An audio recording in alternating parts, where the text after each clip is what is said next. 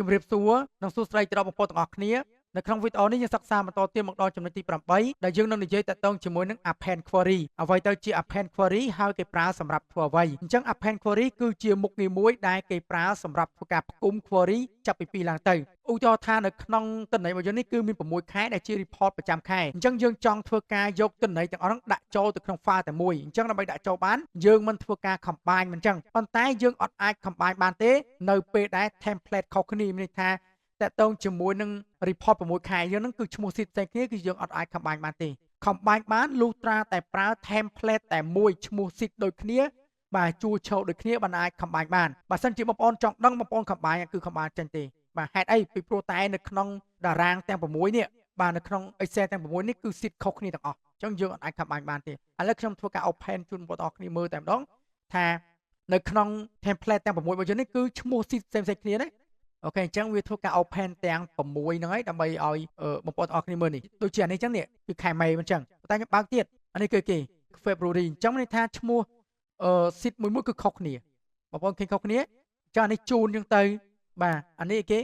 April អញ្ចឹងទៅបាទនេះអីគេ May អញ្ចឹងទៅអញ្ចឹងតើតងជាមួយនឹងឈ្មោះ sheet ហ្នឹងគឺខុសគ្នាកាន់អាចឈ្មោះ sheet ខុសគ្នាបើសិនជាបងប្អូនហ៊ានតែ combine តាមរយៈការ get data ជាមួយនឹងគេជាមួយនឹងនេះជាមួយនឹង folder នេះគឺ combine ចាញ់ទេប្រជាជនបងប្អូន combine បានលុះត្រាតែឈ្មោះ sheet នេះវាដូចគ្នាទាំងអស់អាហ្នឹងបានអាច combine បានប៉ុន្តែបើសិនជាខុសគ្នាចេះគឺអាច combine បានទេបងប្អូន combine គឺចេញតែមួយទេក្នុងចំណោម6ហ្នឹងណាបាទអញ្ចឹងយើងមានវិធីសាស្ត្រមួយទៀតគឺយើងធ្វើការ append query មានន័យថាយើងយក query 6ហ្នឹងផ្គុំចូលគ្នាបង្កើតបានជា file ថ្មីមួយទៀតបាទអញ្ចឹងយើងធ្វើការបំលែងអស់ហ្នឹងឲ្យខ្លាយទៅជា query ហើយចាំយើងធ្វើការ append អូខេឥឡូវខ្ញុំសូមធ្វើការបង្កើតនៅ file មួយហើយខ្ញុំដាក់ពាក្យថា data ចុះចឹងខ្ញុំចូលមកកាន់ data នេះខ្ញុំយកពាក្យថា get data ខ្ញុំយកពាក្យ from file ខ្ញុំយកពាក្យ Excel worksheet ឬក៏ Excel workbook នោះមកអូខេខ្ញុំចូលមកក្នុងនេះខ្ញុំយកតកតងជាមួយនឹងខែមករាសិននេះខ្ញុំ import មួយ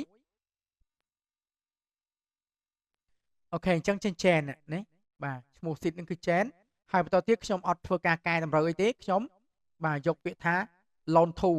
to នេះគឺខ្ញុំចង់លាក់វាណាចង់លាក់វាអត់ចង់ឲ្យមាន sheet ច្រើនញ៉ៃញ៉ៃនៅក្នុងផ្ទាំងការងារខ្ញុំទេអញ្ចឹងខ្ញុំយកពាក្យថា only create connection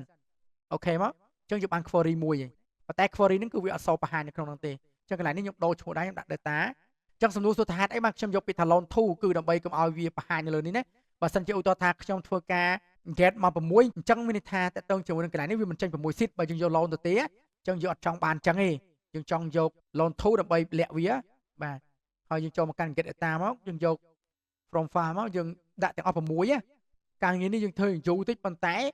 វាទទួលបានប្រសិទ្ធភាពតែពិតក៏មានវិធីសាស្ត្រផ្សេងទៀតបាទចាំខ្ញុំបង្ហាញបងប្អូននៅពេលក្រោយនេះអានេះគឺ February ខ្ញុំចុចពាក្យថា loan to មកអូខេខ្ញុំយក only create connection មកអូខេខ្ញុំបាន2នេះខ្ញុំសូមធ្វើការ skip វីដេអូតិចសិនកុំឲ្យវែងឆ្ងាយខ្ញុំធ្វើការកំណត់ទាំង6ហើយចាំខ្ញុំបង្ហាញបងប្អូនបន្តទៀតនេះខ្ញុំសូមធ្វើការ skip វីដេអូសិនអូខេអញ្ចឹងខ្ញុំធ្វើការ import ចំនួន6រួចហើយអញ្ចឹងដើម្បីធ្វើការចូលទៅកាន់ការកំណត់ផ្ទាំង query បងប្អូនអាចចុចទៅលើបាទ query ណាមួយទៅ click មកខាងស្ដាំបងប្អូនយកពាក្យថា edit បាទនៅពេលយើង edit នឹងចូលទៅកាន់ផ្ទាំង power query ហើយអញ្ចឹងនៅក្នុងនេះគឺបងប្អូនអាចមើលបានគឺយើងមានទាំងអស់គឺ6នេះបាទយើងមាន Jan យើងមាន February March May April May ហើយនឹង June អូខេអញ្ចឹងយើងមានទាំងអស់គឺ6 query នេះហើយយើងចង់យក query ទាំងអស់ហ្នឹងផ្គុំចូលគ្នាបង្កើតបានជា query មួយទៀតដើម្បីធ្វើការផ្គប់ទិន្នន័យបញ្ចូលគ្នាព្រោះយើងអត់អាចធ្វើការ combine ទិន្នន័យទូទៅបានទេដោយសារតែបងប្អូនអាចមើលបានឈ្មោះ sheet មួយគឺខុសគ្នាទាំង4ទាំង6មិនអញ្ចឹងគឺយើងអាចធ្វើការ append query បានបាទអញ្ចឹងបងប្អូនចុចនៅកន្លែង January នេះមកបងប្អូនចូលកន្លែងនេះ append query នោះមាន2វាមាន append query ហើយនិង append query as new អញ្ចឹងអ្វីយើងយកគឺយើងអត់យកតាក់ទងជាមួយនឹង append query ទេបើសិនជាយក append query អញ្ចឹងវានឹងផ្គុំនៅក្នុងបាទនៅក្នុងខែជូននេះតែមួយតែម្ដងអញ្ចឹងគឺ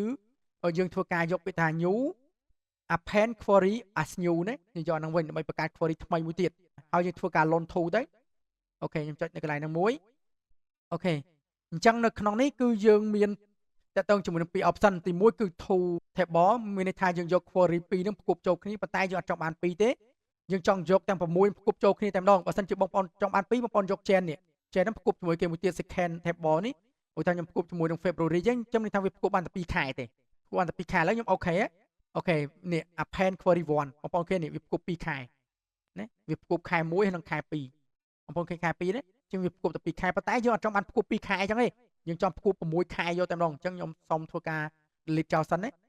បាទ delete query មក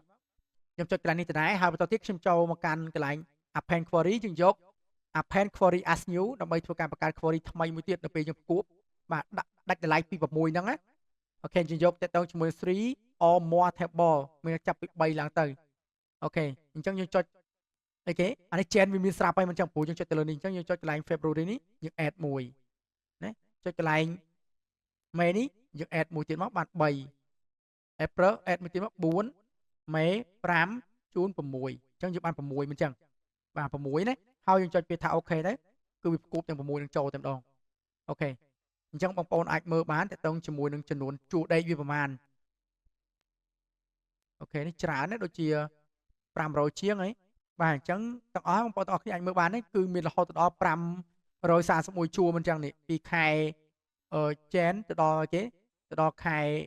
6ទៅណាអូខេអញ្ចឹងន័យថាយើងអាចផ្គុំបានហើយយើងបាទអាចធ្វើការសារ៉េទៅបងប្អូនចង់សារ៉េត្រង់ណាក៏បានដែរបន្តទៀតបងប្អូនចុចពាក្យថា close and loan មកយើងយកពាក្យតាក់ទងជាមួយនឹង close and loan ណាបាទយក loan to ទៅយើងយក loan ដើម្បីចង់យកតំណែងនេះដាក់ចូលទៅក្នុង Excel របស់យើងអូខេចេញអានេះបាទហើយយើងអាចលុប data នេះចំមួយទៅបាទចុះនៅក្នុងហ្នឹងគឺបងប្អូនដាក់អីគេដាក់ data ចឹងទៅណាអាចកែឈ្មោះបានដាក់ data ចឹងទៅអូខេយកបងប្អូនអាចមើលបាននេះអញ្ចឹងយើងផ្គុំបានណាបាទយើងផ្គុំជាទម្រង់ append query បានហើយបងប្អូនទាំងអស់គ្នាក៏អាចធ្វើការផ្គុំជា PDF បានដែរបើមិនជាបងប្អូនធ្វើការផ្គុំនេះដូចគ្នាចង់ឲ្យមានអីខុសគ្នាទេនៅក្នុងនេះគឺយើងមាន query ទាំងអស់គឺ7 query ប៉ុន្តែនៅក្នុងចាក់ស្ដែងនេះគឺមានតែ1 query ទេបាទ table យើងមានតែមួយទេអញ្ចឹងយើងអាចធ្វើការលាក់បានហើយសំណួរសួរថាយើងលាក់ដើម្បីអីដើម្បីកុំឲ្យ Excel របស់យើងនឹងមានតទៅជាមួយតារាងច្រើនពេកឲ្យមានតារាងតែមួយបានហើយអូខេអញ្ចឹងតទៅជាមួយនឹងការប្រើប្រាស់នៅ append query គឺសូមបង្ហាញបងប្អូនគ្នាប៉ុណ្ណឹងជួបគ្នានៅវីដេអូក្រោយ